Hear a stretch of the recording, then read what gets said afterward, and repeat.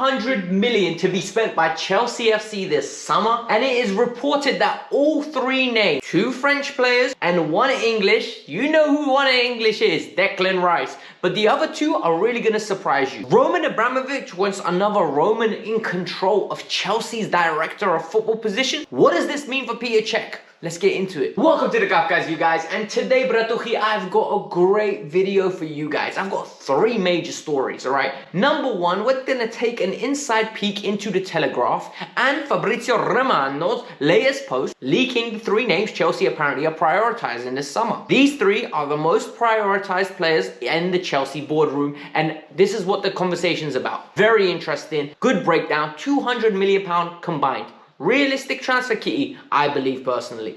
Then, we are going to talk about the emergence of Armando Broja.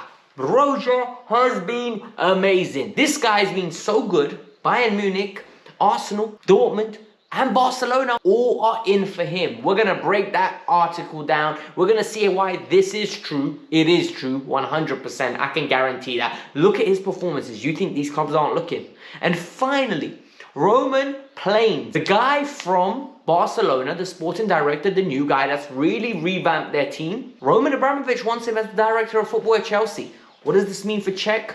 And what does this mean for the future of Marina? You guys already know I bring you the best content out here. So hit the like button, subscribe to the channel. It goes a long way. Look, I want to hit 300 likes on this video. Let me know what number like you were. And more importantly, in the comments below, let me know. Is it the right time to bring Declan Rice into the club? Personally, I think my views are going to surprise you guys. Let's get in with the video. We're going to start with the Telegraph, right? The Telegraph is reporting Chelsea have a £200 million kitty and 3 players have been labelled. The 3 players are Jules Koundé, Tchouaméni and Declan Rice. We're going to break down the first one. Fabrizio Romano is saying Sevilla are already looking for the replacement for Jules Koundé. And it actually makes sense for me because if you think about it, last year it came so close. We came so close to getting Jules Koundé. And what happened? Monchi or whoever, I think it's Monchi, the sporting director, last minute said, nah, G, we want the full release clause after they agreed the fee. And you know what? They did the exact same thing with Newcastle, with Diego Carlos. The same thing. Last minute, nah, we want the full release clause after agreeing fee. So the likelihood is they're a selling club. They're going to replace Jules Koundé and we're going to get our player and he's going to be one of the defenders we sign because the likelihood is Christensen is going to be leaving the club. I think Rudiger's going to be re-signing. That's a good signing for me. A ball-playing centre-half, young in age profile, ready to come in and make an impact. Jules Koundé has to be here. This next signing, a lot of people are going to have issues with. For the longest period now, I've been hearing one message across the fan base. Tchouaméni or Rice? Tchouaméni or Rice? Declan or Tchouaméni? Monaco or West Ham's midfielder? Which one are we going to go for? Well, the answer's simple. Likelihood is Chelsea are going to get both. And you're going to say, Alex, what are you talking about? Well, look at the age profile of the squad. We've got Billy Gilmour and Conor Gallagher coming back. They're going to most probably fight out for one of the positions. Then we're going to have Mateo Kovacic turning 28, I think. He's going to be staying.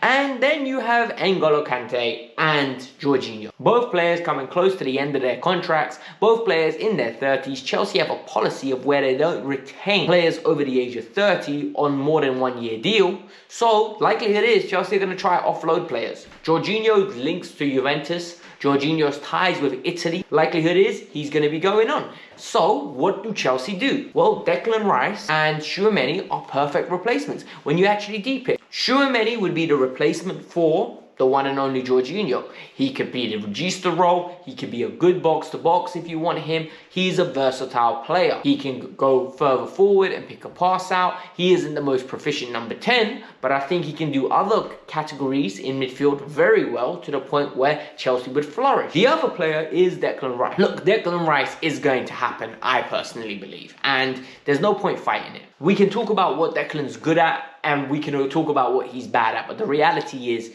if he comes in, he would be an 8. I don't see him as a defensive midfielder receiving the ball for a big club. I don't see it.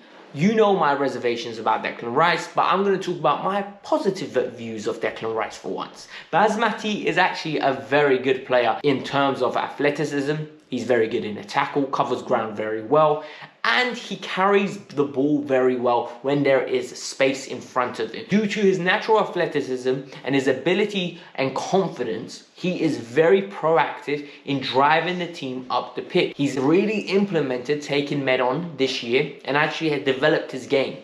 So if Chelsea were to go and spend £200 million on Tchouaméni, Koundé and Rice, I wouldn't have an issue with it. But I do have a worry with the number of goals we're scoring.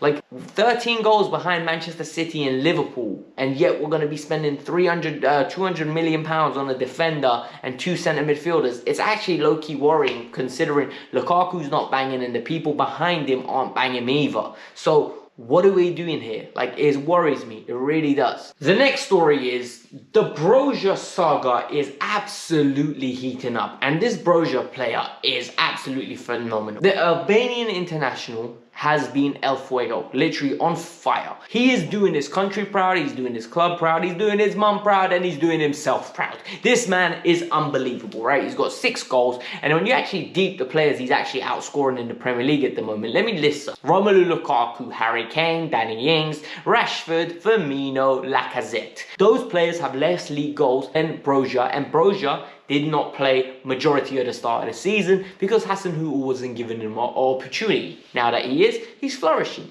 What does that do when a 20-year-old is banging goals for fun within the Premier League? How many times have I told you? Interest arises. Lacobham is international. People understand the talent that comes out of our academy is phenomenal and they want to get the players. Hasenhüttl basically said, any youth Chelsea player that doesn't have a successful career at Chelsea or wants just a fresh change, Southampton's doors are open for you. 4 players they've signed in the last 18 months from Chelsea. Let that sink in. It's clear as day. And now, Dortmund, Bayern Munich, Arsenal, and there's reports that either Barcelona or Real Madrid are interested as well. And why are they interested? Luckily for us, we signed him to a 5-year deal, so he should be staying. It's because he's good enough. I really hope Chelsea sit there and consider the talent that they have on their hands and understand the risk they would be taking in letting such an asset go. In my opinion, to say he's better than Romelu Lukaku right now is a lie.